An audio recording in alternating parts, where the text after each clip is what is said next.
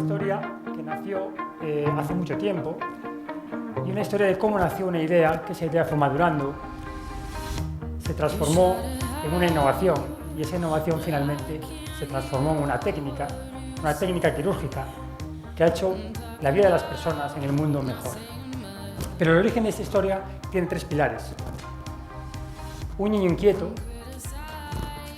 que ya desde pequeño mostraba interés por todo lo que era tecnológico, un interés por las ciencias, especialmente por la medicina, que venía desde pequeño ya, y una motivación por los deportes acuáticos, concretamente por el surf, que hizo darme cuenta de que buscar retos era importante, que conseguir tus sueños que los sueños se podían conseguir, que podías viajar por el mundo buscando olas, cada vez persiguiendo olas más grandes y buscar una filosofía de vida con esto. En mi ansia por coger olas cada vez más grandes, en el año 2005 estuve a punto de perder la vida y en esta ola casi la pierdo, precisamente por mi ansia de ir cada vez a más. Pero esta experiencia que cambió mi vida me valió para medir los riesgos, darme cuenta de que hay que medir los riesgos y hay que saber hasta dónde puedes llegar.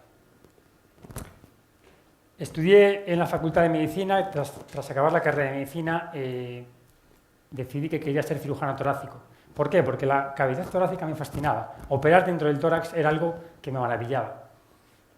Empecé a hacer la especialidad y me di cuenta de que los posoperatorios que llevaban nuestros pacientes eran posoperatorios muy dolorosos, posoperatorios duros.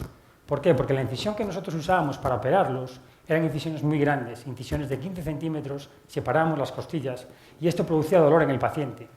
Así que estuve pensando y muchas veces le daba vueltas a la cabeza de cómo mejorar este posoperatorio de estos enfermos, cómo podíamos hacer que los enfermos tuvieran menos dolor, que tuvieran una mejor calidad de vida, en definitiva.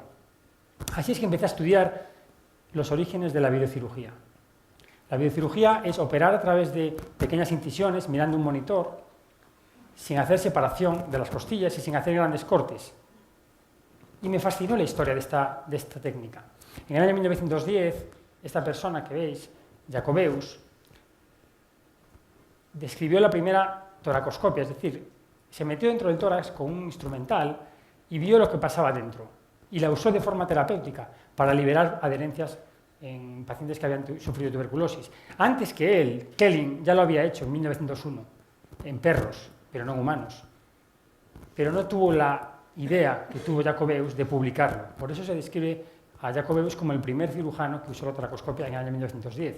Durante muchos años este procedimiento estuvo relegado a pequeñas patologías, es decir, estuvo relegado a procedimientos diagnósticos, terapéuticos, hasta que en el año 1992, fijaros, desde 1910 hasta 1992 pasaron tantos años en el que esta técnica estuvo totalmente parada, solo para procedimientos menores. Esta persona, Giancarlo Roviaro, en el año 1992 decide realizar la primera resección pulmonar, es decir, la primera cirugía de cáncer de pulmón mediante pequeñas incisiones, mirando un monitor, sin hacer separación costal. Pasó de hacer una cirugía abierta, agresiva, como podéis ver, a una cirugía mínimamente invasiva, es decir, usaba 3 pequeñas incisiones, miraba un monitor y el paciente evidentemente tenía un postoperatorio mucho mejor. Esto revolucionó el mundo de la cirugía. Esto fue, en su momento, imaginaos lo que pudo haber sido en aquel tiempo esta revolución. Fue criticado durante muchísimos años porque los cirujanos clásicos, que se creían cirujanos con más prestigio que él, consideraban que no era un procedimiento totalmente oncológico. Pero el tiempo le dio la razón. ¿Por qué? Porque Giancarlo Roviaro creyó en su idea. Su idea era, puedo mejorar el postoperatorio de mis enfermos haciendo pequeñas incisiones. Y vio que era posible y que eso funcionaba, que los enfermos tenían menos dolor. Pero la comunidad científica no lo entendió así. Y te pasaron muchos años hasta que fue reconocido. Esta es la historia de la medicina, la historia en general de la humanidad. Así que me preocupé de irme a donde había más experiencia en biocirugía, que era en Estados Unidos. En el año 2007 me fui allí y dije, tengo que aprender esta técnica. Me fui a Los Ángeles, aprendí la técnica por 3 incisiones, con uno de los mayores expertos del mundo, y la puse en práctica en mi hospital. Cuando llevamos bagaje con esa técnica, decidí que tenía que perfeccionarla, así que volví a Estados Unidos, fui a Nueva York, y en Nueva York conocí a una persona que cambió mi vida, casualmente además, porque fui a un hospital a ver cirugía por 3 incisiones, que era el concepto que teníamos en ese momento, pero esa persona me dijo que ellos hacían 2 incisiones, nada más. Una persona que trabajaba en Duke, en North Carolina. Así que yo en aquel momento, cuando me lo contó, me trastocó totalmente. Yo no podía entender cómo se podía operar solo con 2 cortes. Tenía mi idea, en mi cabeza tenía el esquema de que hacían falta 4 incisiones, porque no era capaz de pensar diferente. Así que le pedí que me lo dibujase en un papel, porque no era capaz de verlo.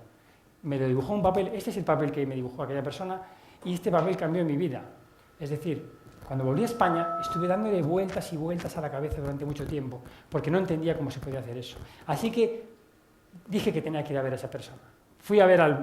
Contacté primero con el cirujano jefe de ese hospital. Esta persona, en principio, por mail, me dijo que no recibía gente que no conocía previamente, con lo cual me quedé, imaginaos, totalmente desilusionado, pero persistí en la idea, tenía que verlo. Así que hice por ir a un congreso donde estuviera él, lo conocí, le pedí ir a verlo y en ese momento me aceptó. Fui a verlo y fijaos lo que es la vida, la persistencia hace que hoy en día el doctor D'Amico y yo seamos grandes amigos, que hayamos hecho cursos juntos, lo he llevado al deportivo, he estado en los toros con él. Quiero decir, gracias a la persistencia en una idea. Si yo hubiera no hubiera creído en aquello, probablemente nunca hubiera ido a verlo y no hubiera llegado hasta donde he llegado. Así que es importante nunca dejar de pensar y nunca dejar las ideas que crees que pueden ser importantes, porque solo los humanos pensamos, la teoría del pensamiento, ya lo dijo Platón.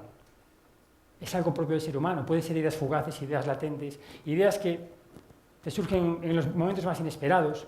A veces las ideas son corazonadas parciales que, unidas con otras, se transforman en ideas, incluso con corazonadas de otras personas. Pero en medicina, pensar diferente ha producido muchos problemas a lo largo de la vida. La gente que ha innovado, la gente que ha tenido ideas nuevas ha tenido muchos problemas. Un ejemplo claro es Galileo. Galileo, en su momento, se atrevió a decir que la Tierra, no propiamente en el término de la medicina, pero se atrevió, entre otras cosas, a decir que la Tierra giraba alrededor del Sol, con lo cual fue, en su momento, condenada a muerte por esta idea, por esta innovación. Con el tiempo se demostró que evidentemente tenía toda la razón, pero Galileo, en su momento, para evitar ser condenado a muerte, tuvo que renunciar a su idea. Dijo que todo era mentira. Otro ejemplo claro de innovación y de ideas que en su día marcaron momentos fue Semmelweis. Esta persona descubrió la asepsia. Se dio cuenta de que si las personas, y intentó convencer a sus colegas de que si se lavaban las manos, tendrían menos infecciones en el postoperatorio. Fue expulsado de la comunidad científica internacional en su momento y murió finalmente por una infección. Fijaros qué curiosa es la vida, por una infección después de haberse cortado en una autopsia. Pero, evidentemente, las personas que piensan diferente, las personas que son visionarias, son las que cambian el mundo. Esta persona fue visionaria y se convirtió en un genio. Y estas son sus palabras.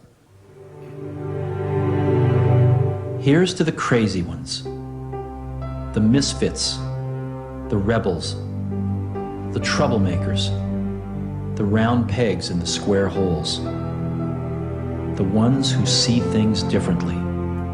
They're not fond of rules, and they have no respect for the status quo. You can quote them, disagree with them, glorify or vilify them.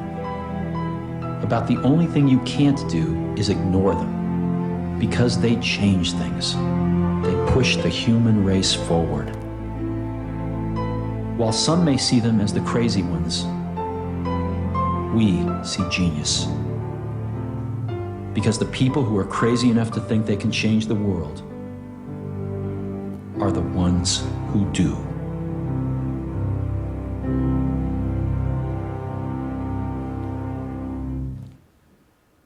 Pero pensar diferente, en el término de la medicina y de la cirugía, puede ser arriesgado, porque estamos influyendo sobre el bien más preciado que tenemos los seres humanos, que es la salud.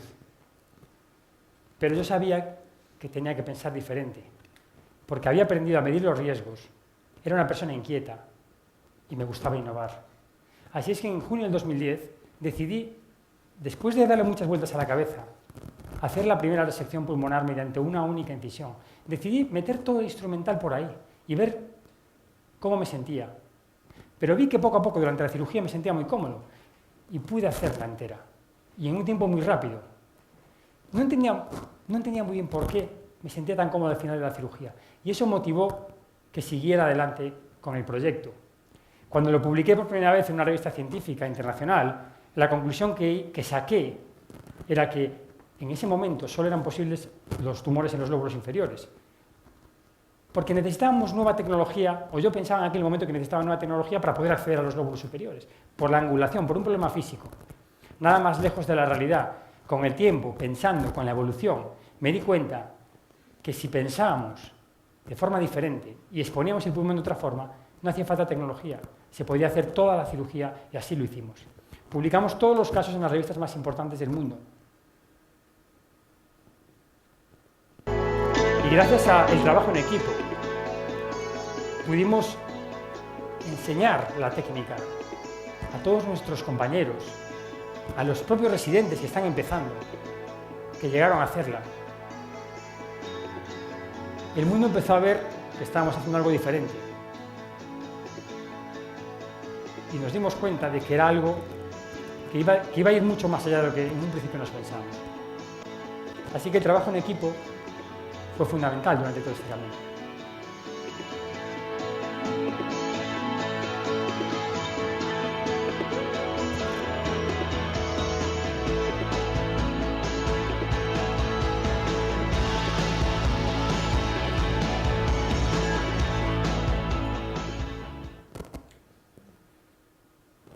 Hace unos meses, en un congreso internacional, un cirujano italiano, físico de profesión, fascinado por nuestra técnica, hizo una demostración física y matemática con ecuaciones de por qué nuestra técnica uniportal, a través de una sola incisión, era mejor que el resto de las técnicas que utilizaban los mejores cirujanos del mundo. Y eso cambió mi vida de nuevo. Me hizo entender muchas cosas, me hizo darme cuenta por qué yo había estado tan cómodo aquella vez, por qué estábamos tan cómodos, por qué éramos capaces de enseñar la técnica, por qué éramos capaces de reproducirla en otros sitios. Y fuimos invitados a muchos países diferentes alrededor del mundo a dar conferencias. China, Indonesia, Brasil, Estados Unidos. Empezó a tener mucha difusión. Lo que en un principio era siendo como una curiosidad, algo propio a habilidad especial de un cirujano, esa palabra la oí miles de veces. Con el tiempo se fue convirtiendo en una técnica reproducible que todos los miembros de mi servicio hacían. Y eso generó más interés todavía. Y entonces se empezó a hacer la técnica en otros países del mundo. Y se empezó a extender. Y empezamos a tener mucha más demanda. No era solo que la técnica interesaba porque era algo único o algo curioso, sino que ya la estaban aplicando y la expansión continúa cada vez mayor.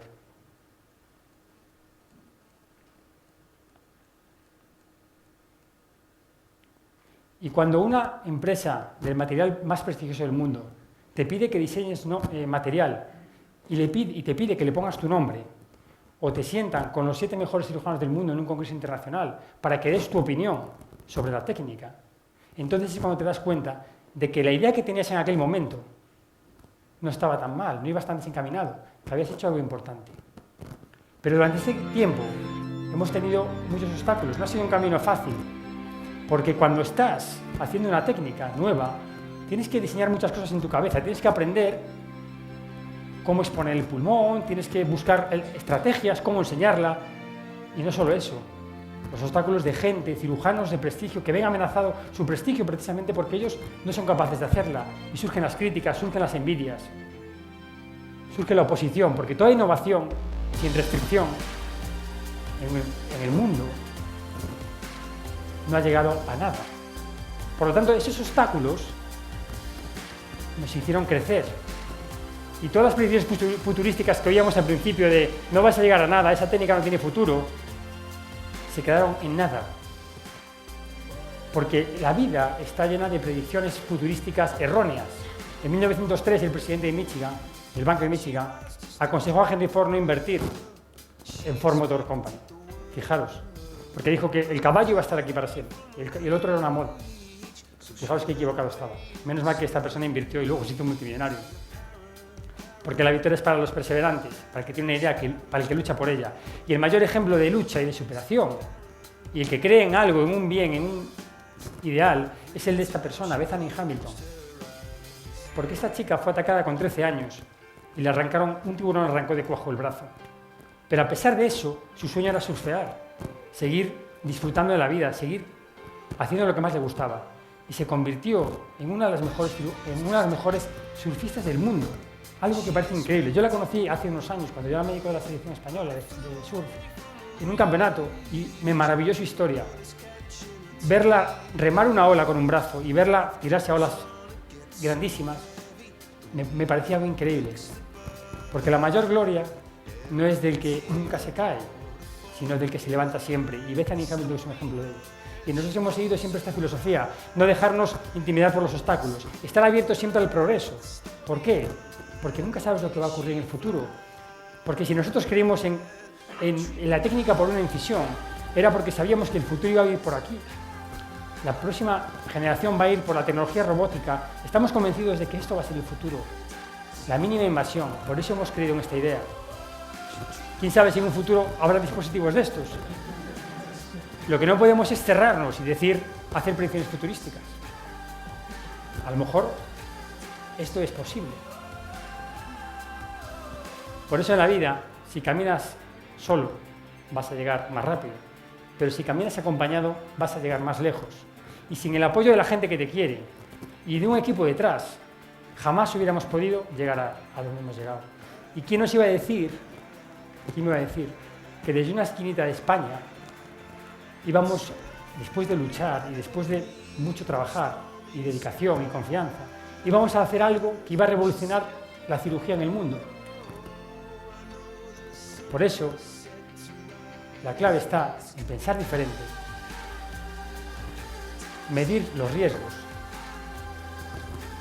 ser innovador, creer en una idea y luchar por ella, y vencer los obstáculos, porque nada es imposible. Gracias.